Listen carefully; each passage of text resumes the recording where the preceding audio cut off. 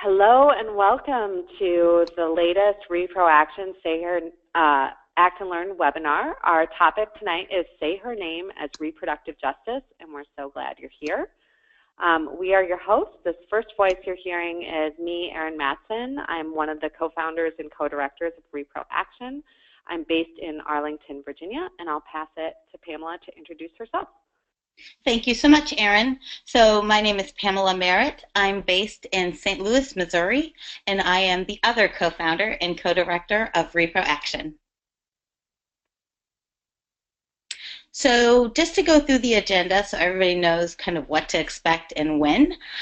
So we'll start off with an introduction of Reproaction to those of you who are new to our organization and our webinars. And then we're going to move on to a presentation on centering Black girls, women, and femmes by our fantastic organizer, one of our fantastic organizers, Campbell. Then we'll have a Q&A with Asha, Rosa on breaking down Say Her Name. And then we'll move on into a Q&A on why reproductive justice with Lynn Roberts. And then another Q&A with Bianca Campbell about funding abortion and Black bodily autonomy. After that, we're going to move through some next steps, audience Q&A, and we factored in about 15 minutes for that. And then we do pride ourselves on being prompt here at Reproaction, so we will close at 8 o'clock Eastern. The hashtag for live tweeting, and we strongly encourage that all attendees and participants live tweet and share this information with your followers. The hashtag for live tweeting is hashtag Say Her Name.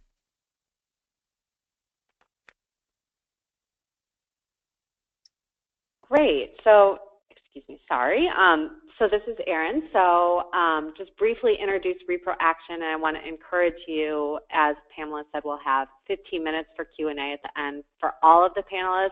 If you have questions at any point during this presentation, please chat them into the chat box, and we'll get to as many of them as possible at the end. So don't feel like you have to wait to the end to type those in. So briefly, to introduce Reproaction, we're a new direct action group that has formed to increase access to abortion and advance reproductive justice. We're almost a year old now, so that's exciting, and we are very proud of our left flank analysis within the movement. One of the things that makes us unique, that we pride ourselves on, is a willingness to hold folks on all sides accountable to increasing access to abortion and advancing reproductive justice, whether they are traditionally considered allies or traditionally considered opposition. We also have a deep and thoughtful commitment to nonviolent direct action as one tactic that we use to pursue our goals. And with that, I am going to unmute Kebe, our organizer, who is based in New York, and have her start a presentation on centering Black girls, women, and femmes. Hi. So just to kind of introduce the topic and get us framed, so as Erin said, we're at Reproaction, we're committed to direct action to make change, and reproductive justice helps us understand our sexual and reproductive lives and experiences, and also our histories as Black girls and femmes and women, and that our histories of resistance and resilience have always been grounded in a struggle for Black bodily autonomy, which is an ability to live without fear of violence and shame and stigma. And we know that we experience intimately the result of racist and sexist shame and stigma, from forced sterilization that we experience to this day, to lack of an ability to determine if or when or even how we become pregnant and create families. So we know that we're affected by violence and shame in some of our most intimate moments, whether they're, during or just after birth, when our homes are public and they're invaded by police. That's what happens when Ayanna Stanley Jones, who's a 7-year-old, was shot and killed by the police. Or like Rakia Boyd, who was hanging out with her friends when Dante Servin, a Chicago police officer, shot and killed her. Or Evelyn Nettles, who was attacked and killed by a man who was offended when he learned that she was a trans woman after he hit on her when she walked home with a friend. So last month, May 19th, was kind of an example of how folks have been coming together to organize and build movement around these narratives and these stories and these lives. Black Youth Project 100, or BYP 100, and Black Lives Matter, and Project South, and Ferguson Action. They called us to say her name and to lift up these people and the families who have been fighting for justice, and with the National Day of Action to end state violence against Black women and girls and femmes, and that was May 19th. And also that same evening, Jessica Williams, a young Black woman in San Francisco, was shot while driving away from the police, and she was killed. So it's because of this kind of movement building that a lot of people who weren't aware before are now becoming aware of the violence that we experience in the streets. But oftentimes it's hard to get people to rally around Black femmes and women and girls. And when we do, oftentimes this work and the people who lead it become erased. So we want to bring that up today. And Asha Rosa, who works on the Say Her Name campaign, and Lynn Roberts, who's a professor at CUNY, the School of Public Health and Health Policy, and also a longtime advocate and for sexual and reproductive justice, who centers Black girls and women and femmes in her work, and also Bianca Campbell, who fights in to build movement for access to abortion and reproductive health care for folks who need it in the South, and also nationally. We'll be getting into kind of what it means to affirm that all Black lives do matter, and we can see that, Black women's and cis and transgender women and trans and GNC folks, all of our experiences of race, of gender identity, sexual orientation, that these experiences have a lot to tell us about state and interpersonal violence, and what reproductive freedom can really look like in a society where we're striving in the society that we're trying to create. So with that, I want to kind of move into questions of Asha Rosa. And the first question that I'd like to ask Asha is, kind of what is organizing, and why is it something that you do? Yeah, thanks, Kebe.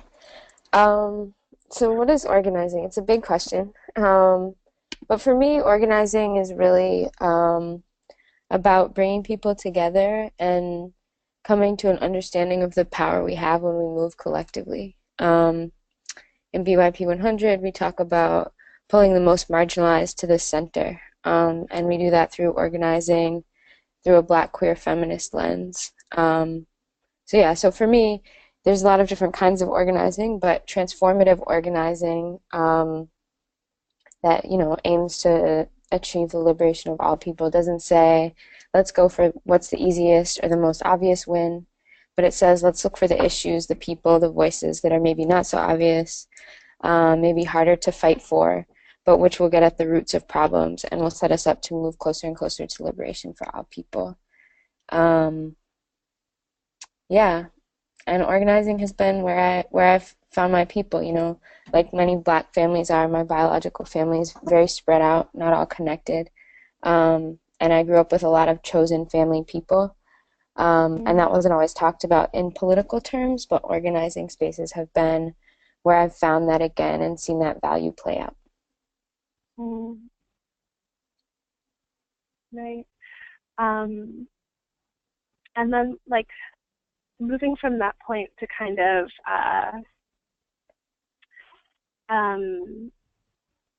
I guess the aims of something like Say Her Name that organizers have created, and this campaign that's taken off that many of my friends and family have seen online. and kind of like listed up the narratives and the stories that I kind of touched on in the beginning. Why does something like that exist? If we can kind of break that down, and what do we mean by centering Black women's experiences? Yeah, definitely. So just some background on what Say Her Name as a campaign, as a project, as a hashtag is. The hashtag actually comes from a report that was put out by the African American Policy Forum about police violence against Black women in May of 2015. And around that same time, BYP 100 joined forces with BLM and Blackbird and other organizations for a day of action. That was last year when we did the first day of action. And that was in a moment that was almost a year after the killing of Mike Brown, almost 2 years after George Zimmerman was found not guilty of killing Trayvon Martin, two events that are kind of benchmarks in our movement for Black lives. And so there was a lot of increased attention on these killings of Black people. But what we're seeing were very particular narratives, usually cisgender, heterosexual Black men being beaten and killed in a very scripted or very specific type of spectacle. And that being the one narrative. And what wasn't being talked about was this kind of violence that was also happening to Black women, girls, and femmes. And then all of these other kinds of state violence that were also happening by the police and in prisons to Black women, girls, femmes, Black queer folks, Black trans folks. And so Say Her Name is just one part of kind of disrupting that narrative that that there's a particular image of a cis hetero Black man at the center of the issues facing Black communities, and we kind of wanted to turn that idea on its head. So it's about police and prisons as violent state institutions, which was something that was being talked about on a larger scale, which was great. But Say Her Name really was a project of making an intervention in our movement and also making an invitation to our movement to focus on the ways that those violent state institutions are perpetuating the criminalization of Black motherhood, the ways in which those same institutions function to surveil and scrutinize and tear apart Black families and deem Black people, particularly Black and Black femmes, unworthy of having self-determined family lives, romantic or sexual lives, child-rearing lives, and saying that they're incapable or undeserving of bodily autonomy in those ways. Yeah, so that's really what Say Her Name is about. And so kind of like that work in putting them in the context of direct action and movement building, I'm wondering if you can kind of give us a sense of what things have been looking like on the ground, what's been going on recently, and what folks have been doing. Yeah, so in different regions. Yeah, definitely. I think one of the strategies that Say Her Name is really uplifted is looking at the issues that we're already organizing around and seeing kind of what kind of damaging ways might we be telling those narratives already, and how can we, with similar visions for Black freedom, but realize that we need Black queer feminism to get there, and we need Black queer feminism to see what that even looks like or what that even means. And so some of that looks like, the image associated with the problem of mass incarceration for a long time. I remember a few years ago, every time someone would be talking about mass incarceration, they would never say Black people. They would always say Black men or Black and brown men. And that was the image that was associated with this problem. But when we think back to the images used to create that problem, what we find are images of welfare queens, quote-unquote welfare queens, and bad Black mothers, and myths about crack-addicted babies. And these were the things that were initially used to justify the war on drugs and the buildup of a prison nation, right? And that has everything to do with reproductive justice and these issues that we're talking about. So what that looks like Some of the things, I think folks are really doing work to excavate stories that are already within the issues that we're working on. Our folks here in Chicago have been organizing around the case of Rukia Boyd, who you mentioned earlier, who is a young Black woman who was shot and killed here in Chicago. And her family failed to receive justice through the criminal and justice system that we have, and are looking at more kind of transformative ways. And I think it's through this lens of Black feminism that we can look at a more holistic. So retribution for these violences isn't always happening through prisons and police, but it looks like funding for healthcare for people, funding for mental health institutions. It looks like funding education programs and taking that money directly from the budgets that are being allocated to these institutions of policing and incarceration and surveillance. So folks are doing that work all over. Folks in California are doing great work around reinvestment campaigns, and that's happening in a lot of different places. And I think a lot of that is really informed by this kind of this work. And we're talking about in BYP 100 economic justice. We have an agenda to build Black futures, which is our economic justice policy agenda, and we talk about valuing the worth of women's work and supporting trans wealth and health and we talk about stabilizing and revitalizing Black communities in terms of policy as things that are central to understanding what economic justice in this country can look like. So yeah, that's some of the work that's happening. In terms of direct action, I think we've seen a lot of really innovative action type stuff come out of the Say Her Name work, and I think and some of that has had to do with breaking down the kind of gendered ways that we think about protests, right? Where we usually think about a rally of people all crowded around a charismatic, usually masculine leader. Folks have been doing all different kinds of things. One of the most inspiring was the women in the Bay Area who blocked the streets and reclaimed space with their bare chests on the first day of action. Other people have, created healing spaces in public space, and so that's been a really dope thing to see the politics kind of play out in the tactics too. Yeah, that's really important. That work is really important. So I'm wondering if now is a good time to kind of pass it on to Pamela. Asha's been making these connections between, reproductive justice as kind of a vision that brings us beyond that centers the police state and also brings us beyond the police state in terms of, all of the things that we need in order to thrive and to survive. So passing it on to Pamela with Lynn Roberts. Thank you so very much, Kebe. So we're joined by Lynn Roberts, who is based in New York, but I know from personal interactions travels quite a bit.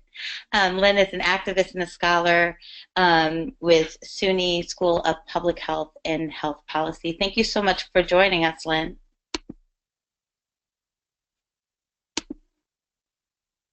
Lynn, are you there?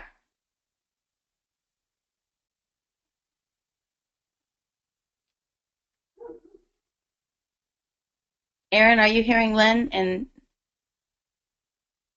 I'm not hearing Lynn. Lynn is unmuted. Might I suggest that we go to Bianca and see if Lynn is able to try dialing in again? Sure thing. Okay, great. So let's move to Bianca, and I'll unmute Kebe and Bianca. Sure thing. So improvising on the fly. So Bianca Campbell. So this Q&A is going to be on funding abortion and Black bodily autonomy. So Bianca Campbell is from Atlanta, Georgia. She's a movement building coordinator and also with the National Network of Abortion Funds. Bianca, can you hear me? Yeah, hi. Woohoo! Thank you so much for joining our webinar tonight. No problem. Thanks for having me. Yeah, so the first question I have for you is, why would someone who cares about abortion access also care about the lived experiences of Black women, girls, and femmes?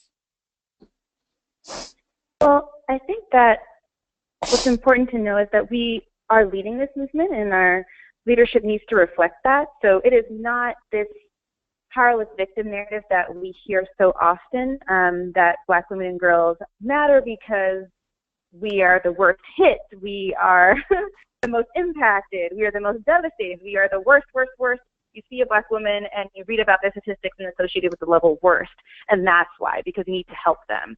I think the more important reason that we need to be centering Black women, girls, and femmes is because we are resilient and we've been leading this work. Reproductive justice is a framework that was created by people of color. It is our narrative, it is our movement, it is our frame, it is our thinking, it is our strategy that has got us to where we are right now as a movement. And I think that the reason you should be in partnership and be reflective and supportive of Black women, girls, and femmes, because if you're not, then you're not actually caring about abortion access, right? So it's inseparable. To be in partnership with abortion access is to honor the folks who are doing the work, and that is us. Hear, hear. Very well said. So thank you so much for that. So another question I had was, what lessons from working to fund abortion and access to reproductive health care in the South can you share with us on this call?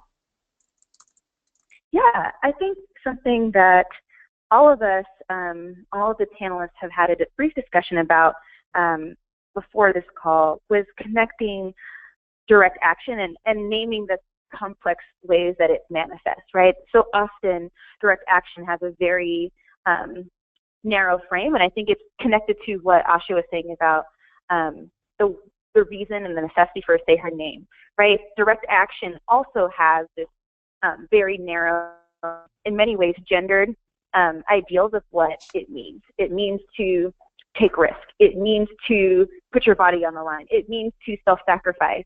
It means to, the only way that it's valid, right, is to have a protest where you're risking arrest and it's tons of secrecy. Not that that's not important or strategic, but when only those high-tense situations are valid and things that are like say her name, things that are a letter-writing campaign, 90 Days for Jasmine, are not seen as direct actions, that's when it's troubling, right? Because there's this embedded, underskirted gender lens, right? Especially when we look back on the movement and who ends up in the photos of the direct protest, right? It's usually men at the forefront. I've been asked to like do childcare, and not that it's not important, and not that I don't do it. I do it very well, but it's not considered as important as being on the front lines.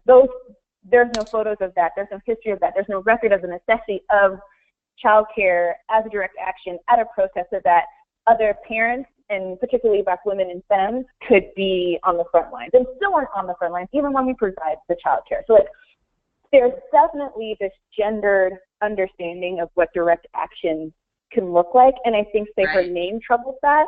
I also think that direct action in the abortion funding world troubles that.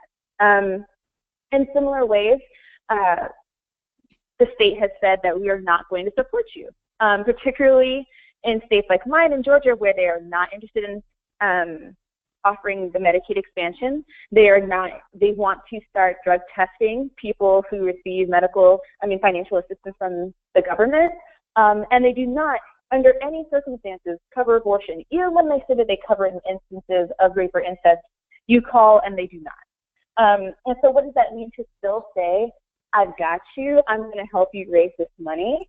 Because it doesn't matter if you don't have insurance, it doesn't matter if you don't have Medicaid, it doesn't matter what the state says, it doesn't matter if there's protesters. I will be in the car with you and drive you to your appointment.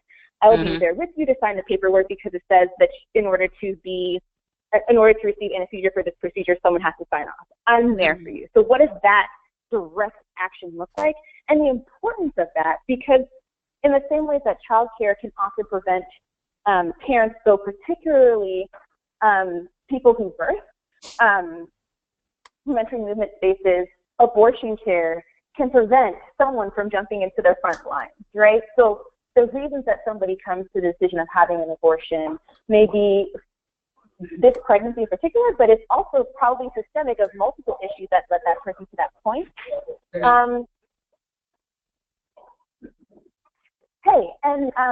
So what I think is also important is connecting the dots to how to create multiple entries into the movement. Because if you're not able to, so on the hotlines, when I'm talking to somebody and it's like, they're not thinking about anything else right now until they have their abortion, right? And that's kind of priority number one.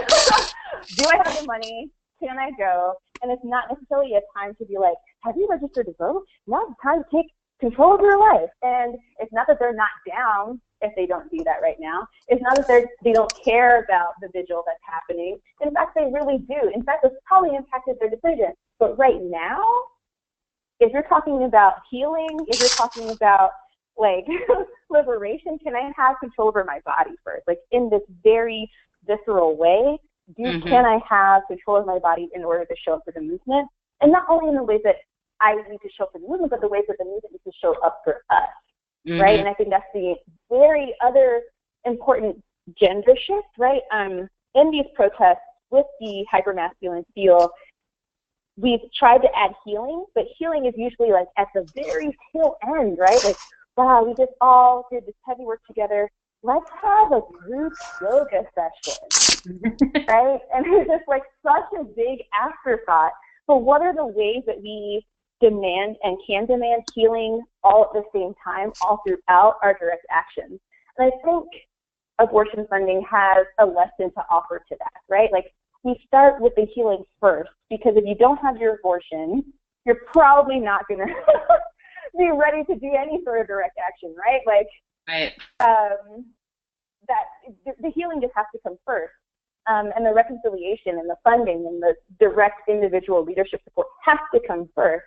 And so that's one of the things that I offer, one of the things that I've learned and I've tried to incorporate into the work that I do, even outside of abortion funding directly. Wow, Bianca, thank you so much, so very much for that insight and that perspective. Wow, I truly appreciate that feedback. So we're definitely going to have you back at the Q&A, so don't drop off the line.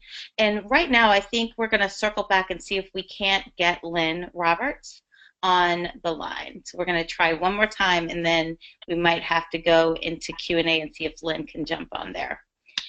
Hey, Pamela, this is Erin, and I'm going to call Lynn from my phone right now. So if you and Bianca want to talk for a couple more seconds, I'll see if I can get her. Oh, yay. Awesome. Okay. So while this awesome mastery of cell phone is happening, so Bianca, I did want to give you an opportunity now. So if people wanted to find out more about your work or support the work that you're doing, where should they go? Well, I wear multiple hats. So I work as a movement building coordinator for the National Network of Abortion Funds, and so folks can definitely visit fundabortionnow.org. But I'm also one of the founding board members of Access Reproductive Care Southeast, and we're based here in Atlanta, but we do try to do work across the Southeast in terms of that literal, direct, practical support, which means providing rides, housing, lodging, food to folks traveling long distances or even short distances to have their abortion procedure. It also means volunteering on a helpline where we talk to people, help them book appointments, help them to navigate the funding world, and help them decide what decision is best for them.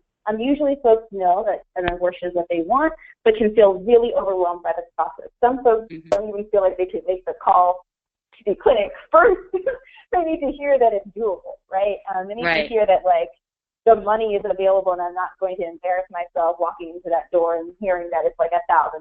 Like some folks, I've literally had a call last week where that person just was not going to book until they talked to somebody and knew that somebody had their back in navigating all of this, right? And so that's some of the concrete groundwork that we do at ARC. And if folks are interested, definitely check us out on Facebook at Reproductive Care Southeast.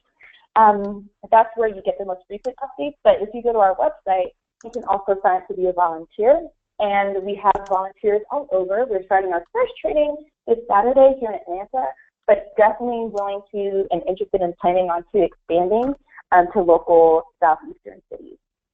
That's fantastic, and I know that even I'm a Midwesterner, and that kind of work is needed in a lot of states. So I know that I'm not alone on this call in being very interested in that work and ways that we can tap into your knowledge and kind of share information. So thank you for sharing that. So Bianca, we're going to move on and see if we can get Lynn, and then we're going to come back for some Q&A at the end of the call. So Erin, do you have Lynn on the line? I do. Woohoo! Hello, Lynn is here. She made it. Sorry about that, folks. So thank you so much, Lynn, for wading through our technical difficulties. I'm sorry about that. No, not at all. Fantastic. So my first question for you is, why reproductive justice? Why not just reproductive rights? Well, thank you for that. Well, I'll say, and I think a lot has already been said by Asha, and I'm sure also by who spoke before me? I'm sorry. I'm just drawing a couple of blanks here, but I didn't get to listen to Bianca, and I hope I'm not repeating anything that was already said. But the reproductive justice framework can be distinguished from both, I would say, not only reproductive rights, but also reproductive health, because just like say her name, it's a movement-building framework, and it centers those of us who are the most vulnerable and marginalized.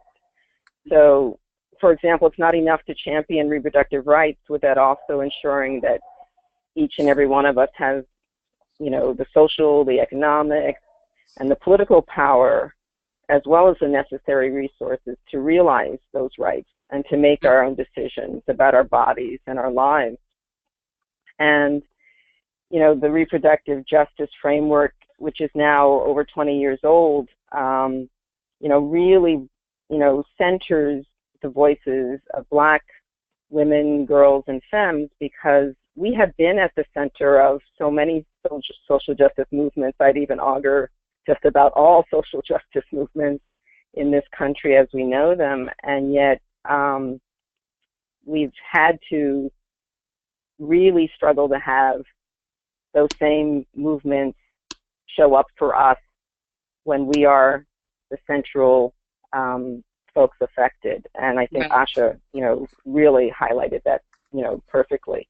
So again, it's different from reproductive rights. Those are very important, but, you know, just as we know, when we've had, you know, the attainment of rights, that hasn't always meant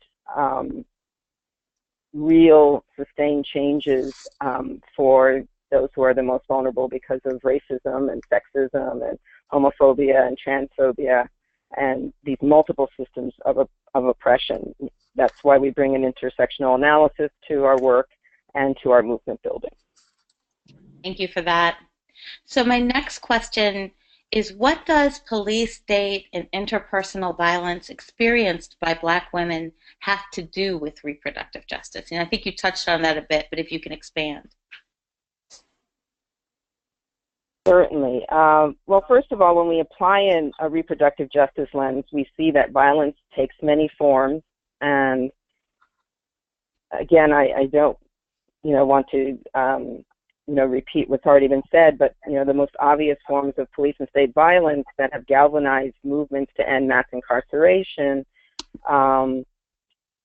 just always, you know, seem to center cisgendered heterosexual men. And we have to really be able to broaden and queer our analysis around how it impacts how those same systems of oppression impact Black femmes, men, and girls. But it's also that violence is in the form of poverty, it's in our poorly funded schools, it's with the gentrification of our neighborhoods, it's in our lead-contaminated water, and the general criminalization of Black people, including 7-year-old little girls, for sleeping on a couch. Mm-hmm. And because women, Black femmes and women and girls are at the center of our families and our communities, when we are hurting, those entire communities are hurting. Mm-hmm. And we have to find ways to address state violence, which has always impacted us. And not like this is a growing and a new phenomenon. This has always been the case, that we have suffered the same state violence in specific ways. The sexual assault has impacted Black femmes and women and girls, just as it's affected,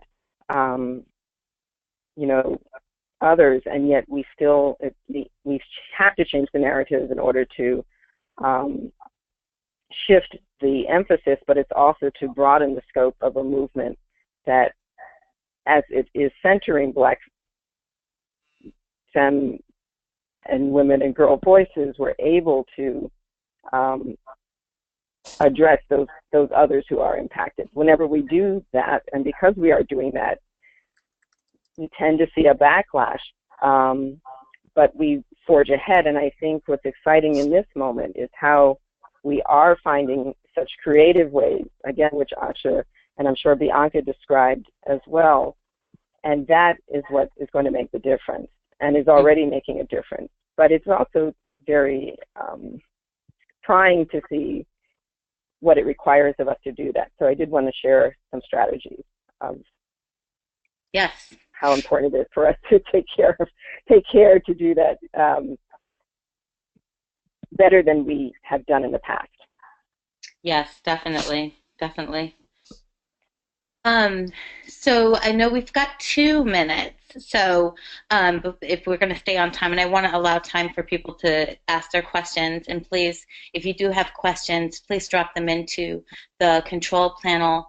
There's a section for questions, so drop those in there. But in closing, what do you want to leave people with about reproductive justice and its importance in centering Black women, girls, and femmes? Well, I just want to say in closing how important it is for us to support the development and support of Black femme, women, girl leadership, and placing ourselves at the center and creating space for others to join us there. So when we are at the center, that we bring others like us to that center space. And I don't know that other movements, I think Asha referred to this idea of the charismatic, solitary leader. And that's not how we movement build. We movement build as a collective, and that's a specific approach that others can learn from. That we have to build up a social, political, economic power base and create that critical mass. And we can, do that through the social media, but we also have to cultivate and sustain our relationships through engaged, intimate contact with each other in safe spaces. Yes. And then there's coalition building with allied organizations, social justice organizations. We need our allies, but we must constantly challenge our allies to do their own work and to support us in ours. And then we have to construct the bridges that unite us for the battles we have in common. And last, I'll just leave it with how important it is for the self-care and the healing to happen, because anti-oppression work is constant and it's difficult and it's draining. So we have to continually replenish our energy and gain perspective on what is most important for us to take care of in each moment. And those are the basics. It's, more time with our families, getting rest, drinking plenty of water, all the basics that we have to do it, and check on those who need help doing it. And then woven through all of this is our creative use of the arts and our cultural work to inform, to inspire, to mobilize, and to do that healing. Wow, thank you, Lynn. I'm so glad we got you on the line. Thank you so much for that perspective. And if you'll stay on the line, and we're going to go through a little bit of business, and then we're going to get to the Q&A. So, Erin, you want to take it away? Sure thing. So I just want to encourage everyone to plug into Reproaction campaigns while you're here. If you found this webinar, perhaps you're not already on our email list or following us on Facebook. So I just want to encourage you to go to www.reproaction.org and sign up for email alerts. If you sign up for those, you won't miss a thing. And in fact, I do promise we'll be sending out a recording of this webinar even very shortly. Also, please follow us on Facebook, Twitter, and Instagram, where we are Reproaction. I also want to lift up that we have a campaign running right now related to the Whole Woman's Health v. Hellerstedt case, currently that we're waiting for a Supreme Court decision very soon regarding HB2, the law that forced dozens of abortion clinics in Texas to close. So feel free to go to whoisclosingabortion.clinics.org and share graphics on social. And I also just want to lift up that on reproaction.org off our homepage, there is a blog post that Campbell wrote about Say Her Name as reproductive justice centering Black women, girls, and femmes. So for more information even on tonight's topic, if you go to our website, that's the best way to plug in. The other thing I want to throw out there is we do these Act and Learn webinars every single month. The goal is to help connect up activists from around the country to dig deeper into topics, to share what's working and share what's not working. Next month, we'll be focusing on why pro-life feminism is not possible. We've been hearing an awful lot about this idea of the pro-life feminist. And I think it's safe to say it's more believable to believe in unicorns. So feel free to mark your calendar for Thursday, July 7th from 7 to 8 p.m. Eastern, and we'd love to have you join us for that. And with that, I'm gonna move to Q&A. And so first, we have a question from Kim, and it's for Kebe. She says she didn't catch all the names that you referred to. Could you say those again and then also clue her into some place where she could view more information? She wants to say their names. Thank you. Yeah, so in the blog post that Erin just mentioned, I mentioned the same names except for Ayanna Stanley Jones. And she is the young girl who we've mentioned at different points in this call. But again, her name is Ayanna Stanley Jones. And there is a lot on the internet, a lot of writing and analysis of kind of what happened and news about what happened and, you know, representation of how people have kind of mobilized around it. Also, you know, Asha mentioned at the beginning the African American Policy Forum and the work that they've done. So they actually have a really great report on Say Her Name that highlights these stories that we've mentioned and then several others, and kind of really goes into why it's important to and what we gain from kind of saying her name and centering these narratives and what it lends to our organizing for freedom and for Black lives. Great, thank you, Kebe. And please do type in your questions in the chat box. Right now, we currently don't have any additional questions, so I really want to encourage folks to share your thoughts and questions. I'd love to go back, well, with the hope that there will be more questions, and ask Lynn if you could dig a little deeper into leadership sharing and what are some concrete things that people could do to help support this. Certainly. I think some of the issues to keep in mind, or the broad policy concerns that we have in this moment, I mean, there's so many to name that we're still, having to mobilize around. And I think there's a real need to really push for anything that is tied to demonization and criminalization of pregnant and parenting women. And there's just things going on throughout the country that can be because of their young age, their drug use, their incarceration, their immigration status, or simply being poor. And what we find is there isn't often the support needed for folks in local communities and in states that have these oppressive policies where there aren't freestanding clinics for people to access care. And I'm sure Bianca went in great depth about that. I'm sorry I wasn't able to tune in. And I just think a lot of our activity, has to take place on multiple levels. So there's the national level and the big issues that happen. There's things that happen in particular places, and we need to galvanize around that, support what's happening in Chicago and all the work on the ground. But I also think building up local leadership at all levels of Black girls, of adult women and femmes who are can take this and multiply it, and doing it within institutions, within families, because a lot of the work is within families too, because we know that with all the state violence, we also are grappling with a lot of interpersonal violence that doesn't get talked about. So those are the ways that we have to, again, do this intersectional work. We're battling a lot of issues around narratives around reproduction and the, promotion of particular approaches to controlling the size of our families, and that sometimes comes across as a kind of newer version of reproductive coercion that might be more subtle.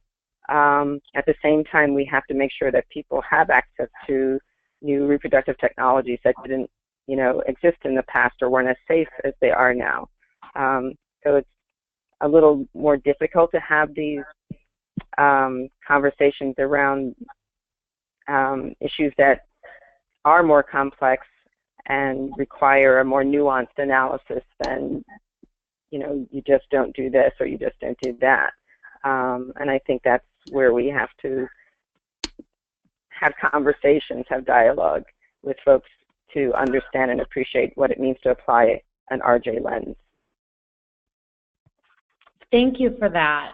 We do have a question in from Jasmine, and I'm going to kick it to Bianca first, and then if any of the other panelists wish to weigh in, please do so. The question is, do you have any resources suggested for organizations that were founded around a charismatic white leader personality framework that wishes to move away from that and transition into a group-centered collective leadership? Yeah, I think one of the first things is to realize that it's a very long, well, not necessarily long, but it's not something that can even be answered in a webinar, right? Because it requires a leadership, it requires transition, it requires broad leadership development pipelines. It so often the conversation just stops at like bringing people of color into your board or hiring people of color staff, but the weird toxic power dynamic still remains. So definitely something that's a first start, but how do we actually set folks up for success? And that's some of the work that we do at the National Network of Abortion Funds. And I will say that we used to be one of those organizations that were predominantly white, definitely white-led, with a second-wave feminist framework. And it took tough conversations to get to that point. It took people really being willing to transition out and to make space. And not to just quickly abandon ship and take context and resources away from an organization when they leave, but to step back in their leadership and create space and then funnel those resources to really to build and prop the people of color in leadership up. So it's not as easy as just abandoning ship. It's not as toxic as taking up all the space, but it's just somewhere in between. And I think something that's important that I deal with organizations that are kind of stuck is that this feeling stuck and letting it lead to an action is just as bad, right? Like to be thinking about it in perpetuity, constantly saying that I really want to shift, I really want to shift, but still not thinking about letting go of your own position and not realizing like the power that you hold in shaping that conversation and who gets to feel safe in that space is just as problematic as talking about it, you know, over and over again. So I feel like there's just got to be a willingness to try and to fail, knowing that it's going to be an ongoing conversation, but don't let that become inaction because that's just as toxic. And to know that other organizations have done it, right? So it's just like sometimes I'll talk to an organization that are just like, I just don't know anybody who's ever it's just so, and it's like, actually, I work for an organization that just did this. Mm-hmm. Would you like to know? Because really, people step down. And I feel like that's the part, like everyone's trying to figure out a way to do that. Everyone's trying to figure out a way to answer the question without letting go of power. And if we were really open to that, I think things could happen a bit more quickly, or we wouldn't be stuck in this mire of like not knowing what to do. You know what to do. There's a semblance of what to do, and there's an organization that's done it before, and I don't think NNEF is the only one, but it's just that it's hard, and folks have to be really interested in and capable and feeling secure enough to change. And I think one more thing connected to that is that the reason some funds may feel, or organizations may feel like tied and feel like they can't let go is because we as a movement recreate poor labor practices, right, where we set folks up for, so there is no transition plan in most organizations, right? So what do you do? How can you leave as the executive director because this is probably the highest paying job and the most job security you've ever had? How can you? So then what are the bigger picture questions in the ways that we have healthy, meaningful transitions that don't just sever ties and dwindle resources? But yeah, I'm happy to talk about that. That's what I do as movement building coordinator for NNEF, and I definitely think it's doable. That's awesome. So I've got another question from Catherine I want to direct to Asha, but before I do that, does anyone else want to chime in on that? Just to add just briefly to Bianca's wonderful response, just creating the spaces for folks to transition to that might not be other organizations, but maybe different roles in the movement. That's great. That's great. That's great. Anyone else before moving to Asha with a new question? Great. So this is a question from Catherine, and I'm directing it to Asha. It is, how can people find out who of their elected officials support reproductive justice and who does not, and what can we do?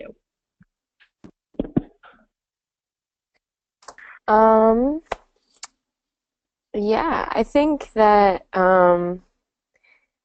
one thing is plugging into organizations that are strategizing around like these things in their local areas and usually have a good sense of where the elected officials stand.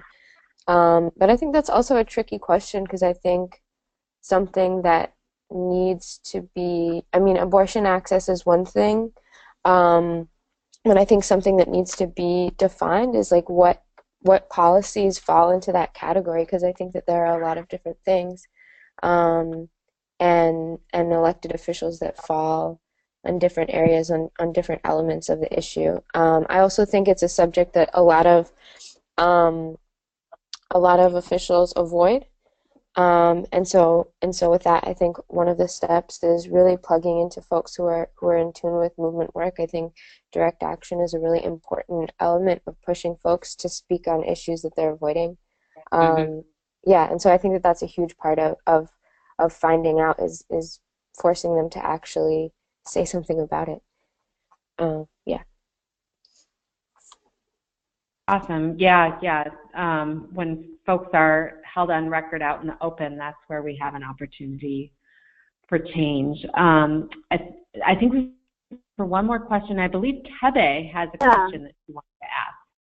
Yeah, so one of the things that I've kind of been wondering, and it's a pretty general question, I think that in my work I see that people have a general sense that our reproductive picture at this moment is pretty bleak.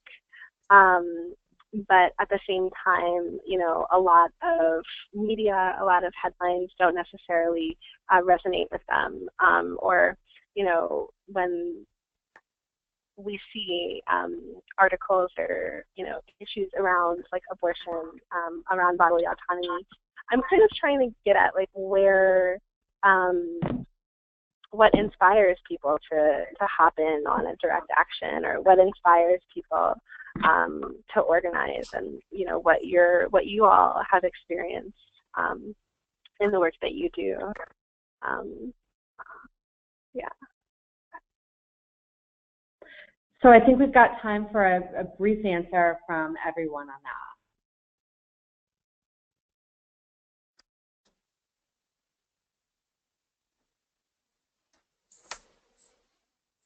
I guess I'll go first. This is Lynn. I really have a tremendous opportunity in my classroom to bring a reproductive justice framework and more broadly into public health. And I get inspired when I see that others begin to think differently about what the issues are, and beyond the box of really confining things to whether or not there's acts like that it's more than abortion, but also that abortion isn't even available to everyone in the same way, and that we also have to have really tough conversations with each other across movements that we think are certainly central to reproductive justice being realized. So if we don't unite with those, really easy to do that with those of us who are on the phone here and the movements that we're each tied to, but it's not so easy when we're talking with others that are like folks that are doing work around education, and folks that are doing work around affect our community. So I'll leave it at that. That I think I get excited, but I'm challenged at the same time at ways to do that.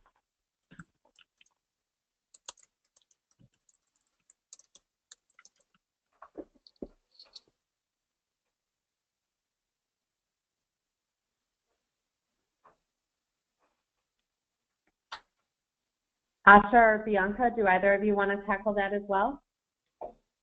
Yeah, I mean, this is Asha.